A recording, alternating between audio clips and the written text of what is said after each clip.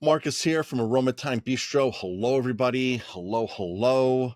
So, all right, I'm going to talk about some fun, interesting facts that you might not know about paella.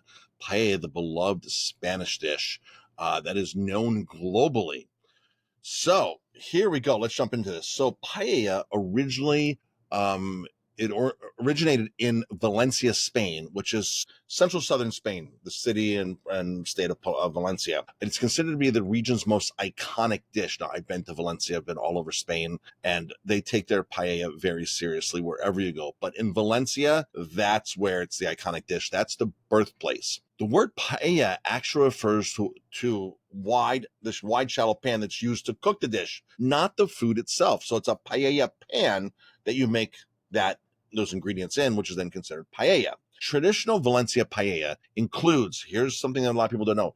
It traditionally includes rabbit, chicken, snails, and green beans. All right. No chorizo, no seafood. It was a farmer's dish that they would cook at lunchtime over over real live fire, over wood. It was cooked lunch. Paella was never traditionally a dinner thing. It was a lunch thing traditionally. All right. Seafood paella. Paella de marisco is a more modern adaptation to the popular dish, and it is very popular. The marisco seafood, that's what we make here at the restaurant. We make the seafood version. Paella is a social dish. It's meant to be shared, typically cooked outdoors for gatherings. Thus, you have these large pans, lots of people gathering, and you have a lot of fun. So paella is definitely a social event. Sundays are paella day in many parts of Spain, especially Valencia. It is traditional for the family to cook or go out for paella. I'm Italian. We always had lasagna or some kind of pasta on Sundays. There, it's paella.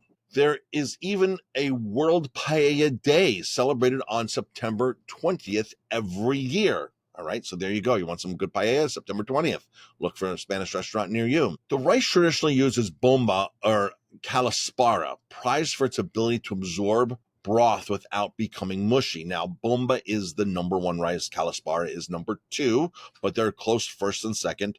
Bomba being a bit more pricier. And these rices are not cheap, folks. These rices are actually certified. They have the stamp of approval for the official European recognition of an authentic food. Bomba is grown in Valencia. Calaspara is grown a couple other places, including Valencia. So sofrito. Sofrito is a base of slow-cooked onions, garlic, tomatoes, and olive oil. It's the key to a flavorful paella.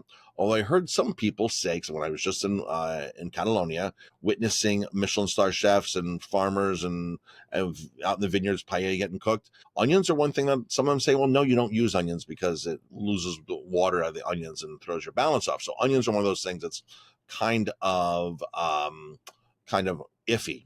Thick paella is made using saffron, which gives the dish its golden color and distinctive aroma. No matter what paella you ever get, that is the common denominator we see as the rice. That is always in paella, is the saffron. Smoked paprika is another essential seasoning for many paella versions. Be careful because smoked paprika can be very, very spicy. Never stir the rice once the broth is added. That's the golden rule. This helps the prized Socarrat, the crispy stuff on the bottom, develop, and it creates this little tiny layer on top, sort of like a skin, which kind of makes a convection and makes everything cook very happily underneath there. So do not stir it. Unlike risotto, which you have to stir. You can maneuver it around where you kind of spread it so it's even. Get your broth in there, even it out, and then you don't touch it. If you're concerned about the cooking techniques or the heat underneath because you're using a wooden flame like we do, then you can move the pan here and there so it cooks evenly, but do not stir. Okay? The liquid to rice ratio is crucial. Usually around 3 parts liquid to 1 part rice for bomba rice specifically. Paella is not creamy like risotto. It's supposed to be dry and separate with distinctive grains. A paella pan, is a wide, round, and shallow to maximize surface area for even cooking.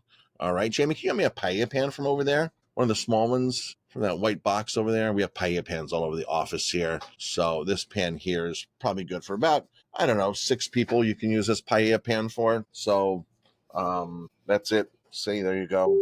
The size of the pan determines how much you can cook. Thin layers of rice are essential to proper texture, right? So nice thin layers. In Valencia, locals take paella so seriously that adding chorizo or other unauthentic ingredients is frowned upon. Yes, adding chorizo is frowned upon. The University of Valencia did a study. There's 10 main ingredients in risotto and paella. 10 main ingredients. University of Valencia uncovered this, and chorizo's not one of them, and onion's not one of them. It is rabbit and it is chicken is in there, and tomatoes and saffron, of course, and rice and pepper, paprika. But in Valencia, they take their paella super seriously. In Spain, it's common to eat directly from the pan, especially at casual gatherings or family meals. Right from the pan. There's your serving dish. It's family style. Hope you enjoy these fun facts about paella. Chef Marcus here from Aroma Time Bistro.